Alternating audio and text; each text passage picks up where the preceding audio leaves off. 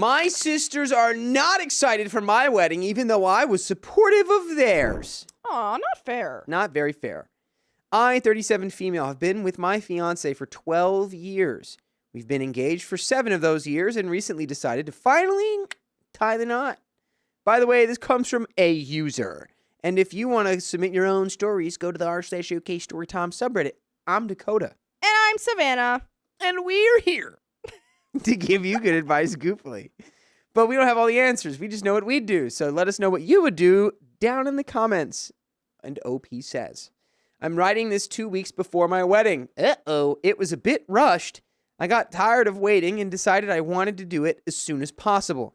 I want a small, intimate ceremony at home with just his mother and brother, my parents, my siblings, one close cousin, and my best friend. We chose the wedding date 6 weeks before the actual day. Because it's a small affair, I thought that would be enough time to plan. This is where my sisters come in. After I secured the date with the wedding officer, I messaged my best friend and my sister, 34 female, let's call her Sammy, and asked them to be my witnesses for my fiancé and me. Sammy congratulated me and seemed sincere and happy for me. Then I announced it in our family group chat with my mom, Sammy, and my youngest sister, 27 female, Brandy. My mom congratulated me and expressed how happy she was. Brandy, on the other hand, reacted with just a white heart emoji. Well, at least it's a white heart. It's thematic. Yeah, what? I feel like White heart emoji. at least it's not like a mad face or, like, ew. Something like it could have been way worse. Like she just responded with a heart emoji. I feel like that's still very She could have supportive. responded with, how dare you? Right? It could have been like much worse. That would have been a whole other can of worms. I guess because she didn't say like, oh, congrats, or like, oh my God, so Congrats. happy for you or something. And like it didn't have like a message behind it. Yeah, white heart.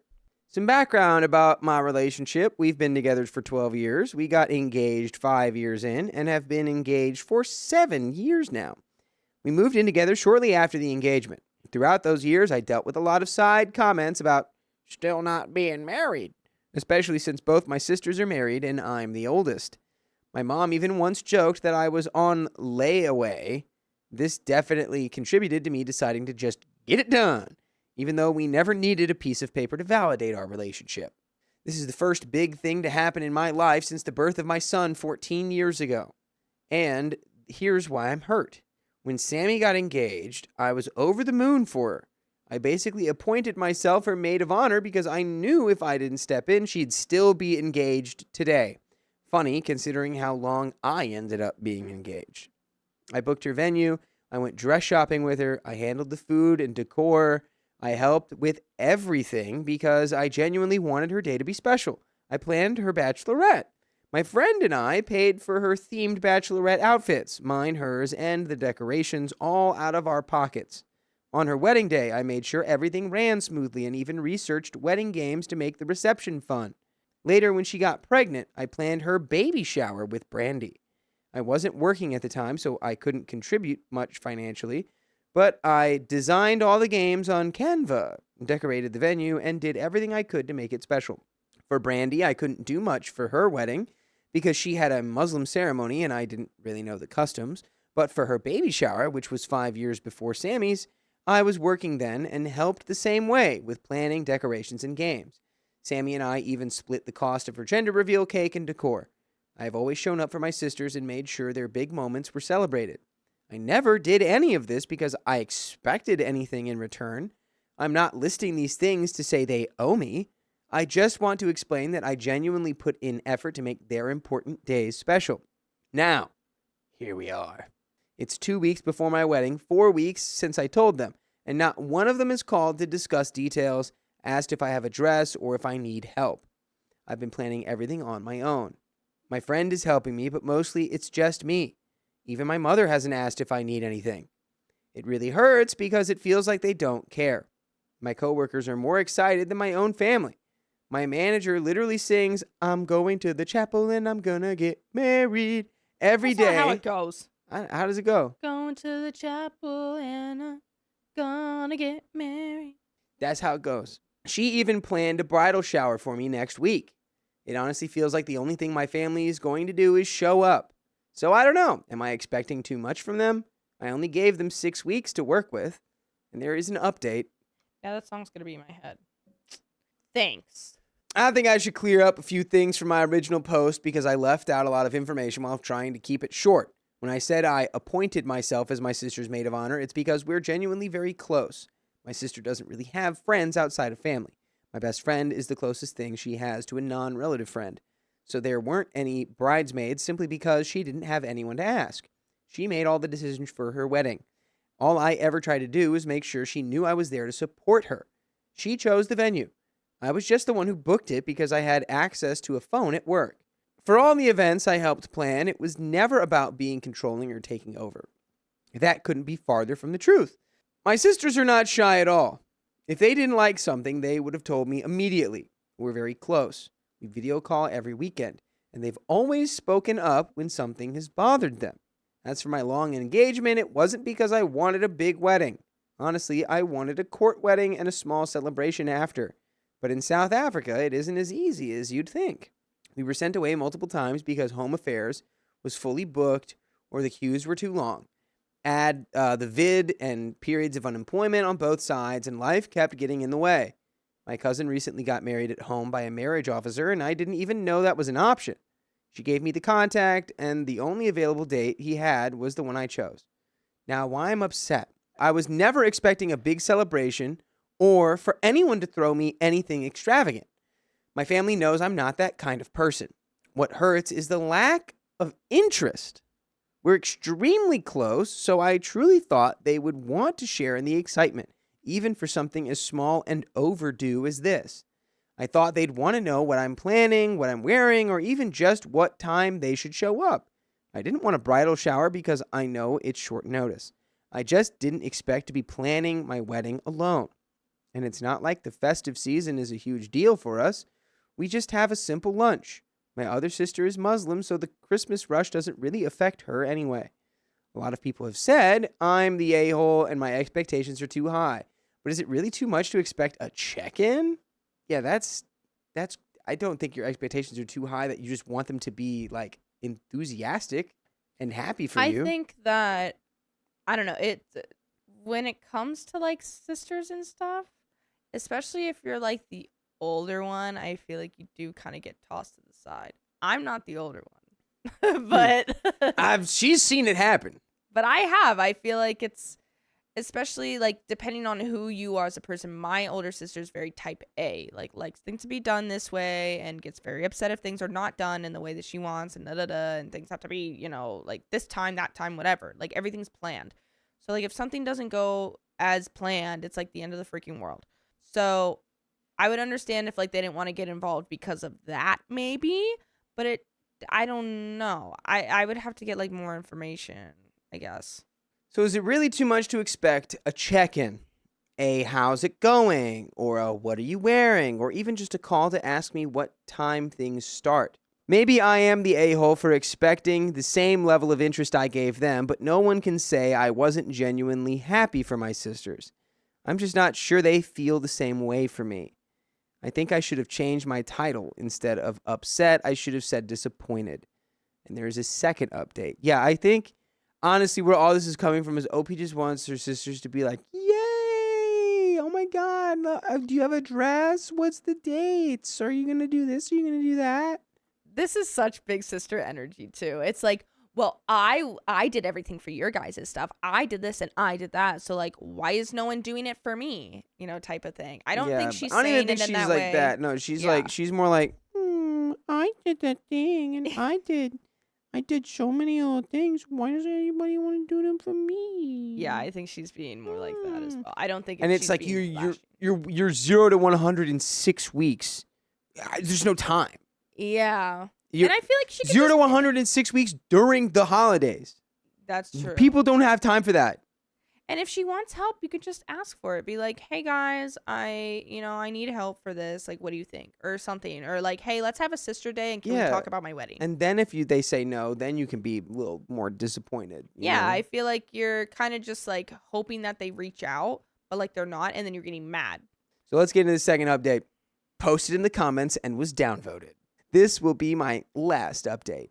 A lot of people seem fixated on the fact that I've been engaged for 7 years, when that is not the issue here. My partner and I wanted to be financially stable before getting married. We didn't want to rush into it just because people judged the length of our engagements, like so many of you are doing now. What would be the point of getting married if we couldn't even afford a place together afterward? Just because my engagement was long or because I'm 37, it doesn't take away the importance of the day. And is it really so wrong to want to share that moment with my family? I'm happy, truly happy, to finally be marrying my partner, to finally be his wife, and to carry his last name. I had only 6 weeks to plan this ceremony, and yes, I am done calling it a wedding. I finished everything with 2 weeks to spare. My issue was never about wanting my sisters to plan anything. My issue was that they never once took the time to call and ask how things were going, or what I was planning for the day. I just wanted them to show some interest as my sisters. I didn't want them to plan it. I handled that myself. All I wanted was someone to bounce ideas off. Thankfully, my friends stepped up and showed the interest I expected from my family. Why couldn't they? And by the way, you can always listen to full episodes with stories like this on your favorite podcast platforms, iHeartRadio, Spotify, Apple Podcasts, wherever you listen. Just search OK Storytime, and you've got the entire archive ready to go at a moment's notice. And there is a little bit more story here. I think the key here, OP, baby girl, you had to tell him that how you were feeling. It's just such big sister energy. Like, that's the thing. It's just they expect it. It's like, well, I did it for you. I expect you to do it to me. They should have known. And it's like everyone has their own lives. It's not that we're trying to be mean and not care about you and not put you first, whatever, not help you celebrate your big day. But, like, if you need help, just ask for it. Yeah. Like, it's not even about the help. It's about the interest. Yeah. And I got to say, well, being engaged for 7 years, it's like you're already married, honestly. True. At that point, you're married. And it's like, oh, yeah, you're making it official. Congrats. But it's not like it's like, oh, it's happening. It's like, it already happened at some point. You guys just, had a long engagement. Yeah. Brandy, my baby sister, got married Muslim within a month. And whoa, a month? That's crazy. And I was still there for her if she needed help with anything. Regarding the other events I planned for my sisters, I never took over. I did them because that's what family does. Planning their bachelorette parties and baby showers wasn't a burden. I was happy to do it, and they were happy I did. To everyone who suggested I talk to my sisters, thank you. I did speak to them. We cleared the air. They apologized and assured me that they are happy for me, and said that if I needed help, I should ask them. I explained that I didn't need help. I needed them involved in the decision-making, no matter how small the ceremony was. So all right, we're talking semantics here. They're saying if you needed help, let us know. And you're like, well, to be clear, I didn't need your help. I could have done this all by myself, but I wanted it. So you needed it. So you said something. Right? That's how it is. I can't. I still wanted certain things like photos at the beach, and I wanted them to be part of those moments. And that is the end of that story. Oh, that's it. Hey, you cleared the air. Good on you. Moral of the story, just communicate what you want. Truly, moral of the story is always clear the air. Clear it quick. My sister avoided me for years, even though we were separated as children. So she was already used to avoiding you for years.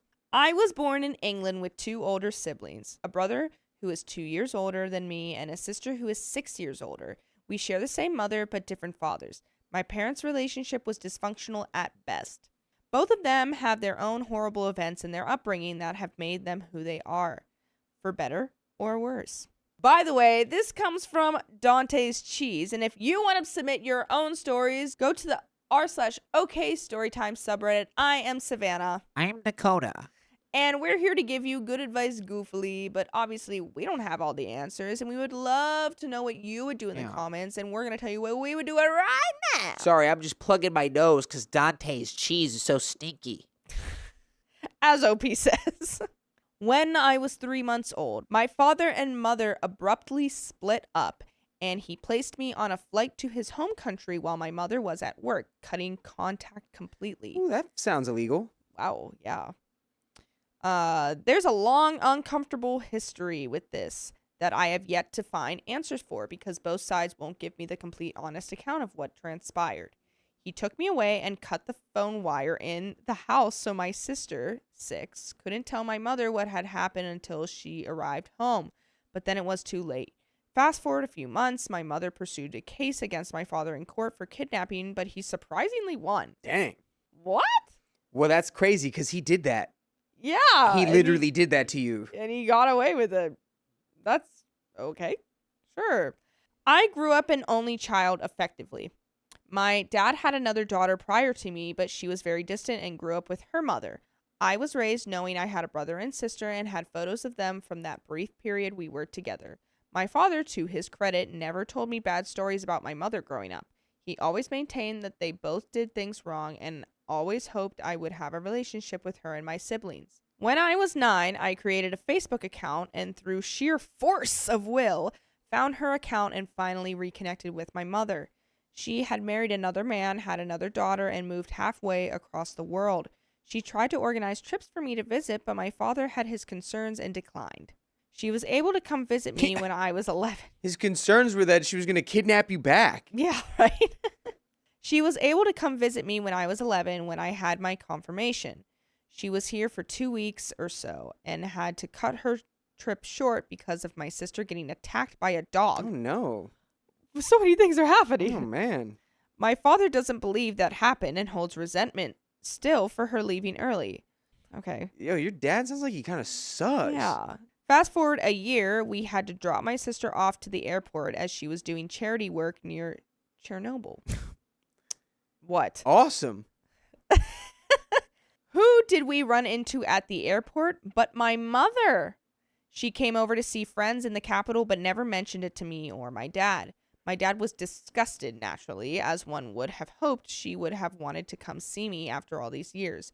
I developed a strong relationship with my brother through Facebook and our shared interest in music. My youngest sister had a very keen interest in me, and we also had a strong relationship, the kind where she pings you on on Messenger nonstop if you didn't reply immediately. Annoying? Sure. But for someone who never had siblings growing up, it felt like the right kind of interaction from a much younger sister. Aw, yeah. My older sister messaged me sometimes, but we never had a bond like I had with the other two. She was certainly more aloof than them, and I always chalked it up to her having her own life. I would receive messages from my mother and siblings sometimes who would update me on her life, and I could tell she was in a bad place. Often she would be in an awful relationship. When I turned 18, my mother paid for a flight for me and my partner to make the long trek over to them and finally meet my other family. We arrived at the airport and had a very emotional embrace with one another. Aw. My older sister went to the bathroom for some time and we went back to her apartment for festivities. As expected, my time was mostly taken up with the other two siblings I had made contact with. We stayed in the country for 3 weeks. My oldest sister only saw me twice during this trip. At the beginning when we arrived at the airport and at the end when we departed. I held a lot of resentment towards her for not seeing me more often.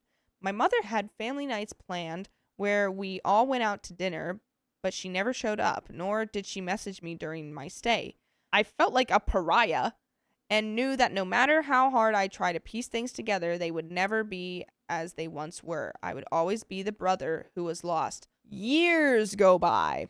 And my relationship with the big brother and younger sister deepened more.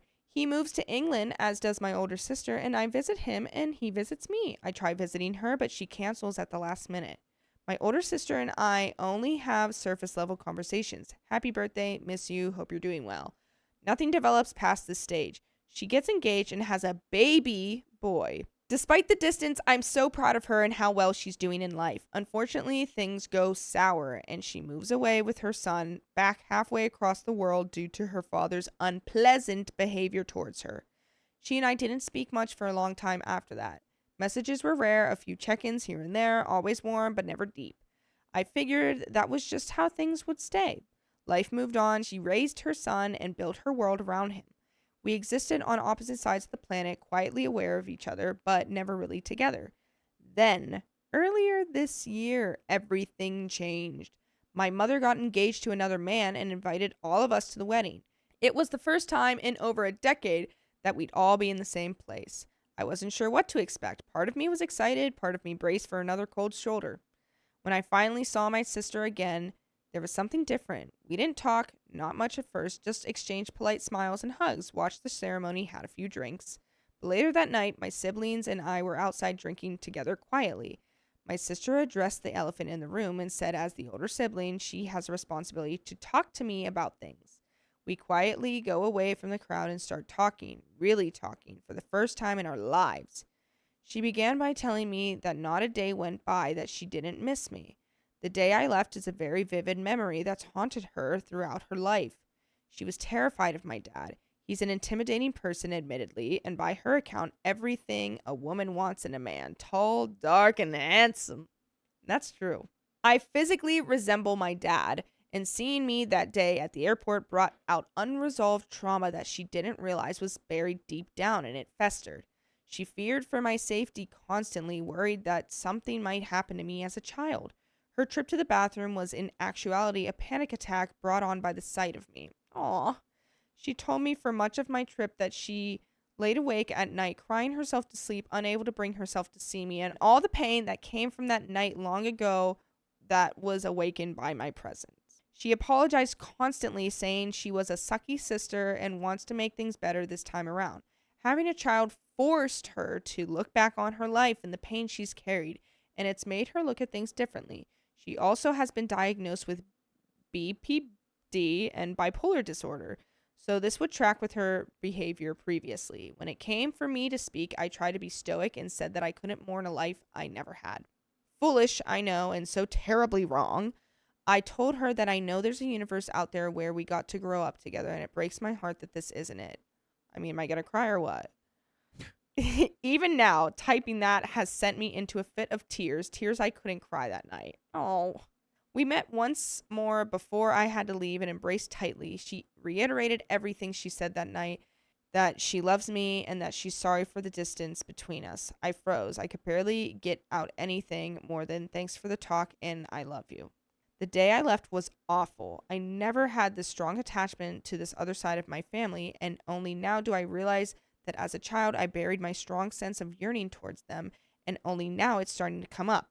She sent me a text when I was in the city stating that she'd love to keep in touch when I've settled from travel. It broke me completely. To know that I have a chance to have a relationship with my older sister is something I've longed for since I was knee-high to a grasshopper. That's a weird way of saying it. Now that I'm home, things have been difficult, and this is the crux of the post. Uh-oh. I can't seem to stop thinking about her, about the years lost, the life that could have been, the way everything between us feels both brand new and impossibly old at the same time.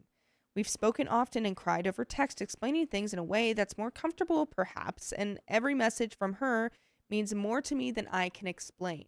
But when a day goes by without hearing from her, my mind spirals. I know she's a mother with a son who deserves all of her attention and that her world is busy and full. Still, my heart struggles to understand that distance after finally closing a lifetime-long gap. Wait, hold on. Whoa. Yes. I'm diagnosing you with overthinking already. You guys closed the emotional distance, but like you said, she has a child and a life, and she is probably busy. One day is nothing. Yeah. And I'm sure you're also busy, but I understand, it's kind of like a new relationship. I mean, it is a new relationship, basically. And it's like, but it's weird because you knew each other for so long. It's like seeing an old friend, but it's a sibling. And so it's like, oh my gosh, like, I want to hang out with them all the time. They're so cool. They feel the same way, and I want to express that, whatever. But it's hard because you're on opposite sides of the world, Yeah. but she has a life, you have a life, and life gets in the way of everything. I finally have what I've wanted for most of my life, and yet it hurts so much just to hold it. I look at her being a mom, living her life, and I feel so proud of her. But also this quiet ache that I'll never be as close as we could have been if we'd grown up together. It's like I've arrived too late to a story that's already halfway written. There's a bond she has with my brother and younger sister that I will never have, and it unalives me to accept this.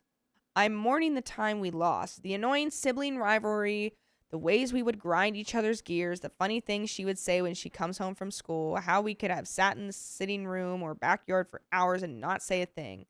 I'm mourning all of the versions of her I didn't get to see. The annoying older sister, the angsty and brooding teenager, the aloof young woman. I've arrived at a midway point in her life, and there's an inexplicable, horrible void inside me that yearns for the years I've lost.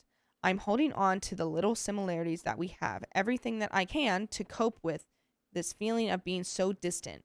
We both have black hair and blue eyes. Neither of us have tattoos. It's like I'm hoarding every item and fact that can be used as a sentimental bond between us, even if it's only superficial. Anything that feels like proof that we are of the same blood, of some shared past. By the way, you can share our past by listening to full episodes with stories just like this. You can go to Spotify, Apple Podcast, or iHeartRadio, or your favorite podcast app and search OK Storytime, and you'll get endless amounts of videos. Yeah. There's another update, but whoa, what are you thinking? Yeah, all your feelings are valid. It's a lot to comprehend and reckon with, for sure. Yeah. I think it is becoming like very prevalent in your mind, because I think subconsciously you have wanted this, and maybe not even subconsciously, just consciously you have wanted this, but like never knew how to go about it and didn't really know what to do, and kind of just, let it go for like years. Yeah, just like it won't happen. It can't happen. It's not going to happen. And now it's happening, and you're having to recalculate and reassess all these thoughts in your brain. I think you were, for so long, you were just dealing with these emotions of just being like, it's okay if we don't speak. It's okay. I'm fine with that. I'm fine with that, even though you weren't. And now that this is coming to fruition, it's like, oh my gosh, this is everything I've ever wanted. Now I'm like obsessed, type of thing. Like, I've been thinking about this for a while, but now that it's happening, it's like triggering everything. Like, you're going down the hill now. So, but I mean, I don't know. I just kind of want to see what's going to happen. Let's go. I'm trying to remind myself that love doesn't have to make up for lost time, that it can still exist in the time we have left. She's made it clear she wants me in her life, and I'm endlessly grateful for that. I just need to find a way to balance the gratitude with the grief. I guess I'm posting this because I don't really have anyone else who understands what this kind of reunion feels like. The joy, the heartbreak, the confusion, all tangled together. I'm so thankful for her for the chance to finally know my sister beyond photographs and stories. But part of me still feels like a little boy, pressing his hands against the glass, watching the rest of his family live on the other side. Any advice, please? Oh, and that's it. I thought we were going to get some comments at least. No, it's, well, look. I mean, I think definitely don't live in the past. Like, the past is the past. You can't change it. You can't, like, you can, wish that this would have happened. This, this, the other thing. Like, yes, it's like, wishful thinking, but you can't live in that, because that's going to fester and make you become what you're doing now, is like obsessing about this. Now that you have it, it's like, I've dreamed of this for so long. Now that I have it, I don't know what to do with it, and I'm freaking out over it, if I'm doing right or wrong or anything, Yeah, I think the only thing, I mean, clearly I think you'd benefit from breaking this down with a professional, like most people would about anything. Yeah. But it's not always an opportunity that people have. I would just try to like focus on living in the moment, man. Yeah. Like, a lot of this is coming from you're mourning the past that you never had, but the past didn't exist. Yeah. And so you're mourning something that never was. For something to be mourned, it has to have, existed, right? So you have this grief for this thing that never happened, which I guess is fair, but like, Yeah. you're living in the past, and that's making you anxious or depressed, and then you're living in the future thinking like, oh, if she doesn't talk to me for one day, then it's over, and I'm gonna get ghosted again, and I'll never talk to her, and we won't have that connection. So you're just like freaking yourself out on both ends. You need to just be in the day-to-day experience of like, yeah, I have a relationship with my sibling now. I do. We have a dynamic of some kind. We're building it.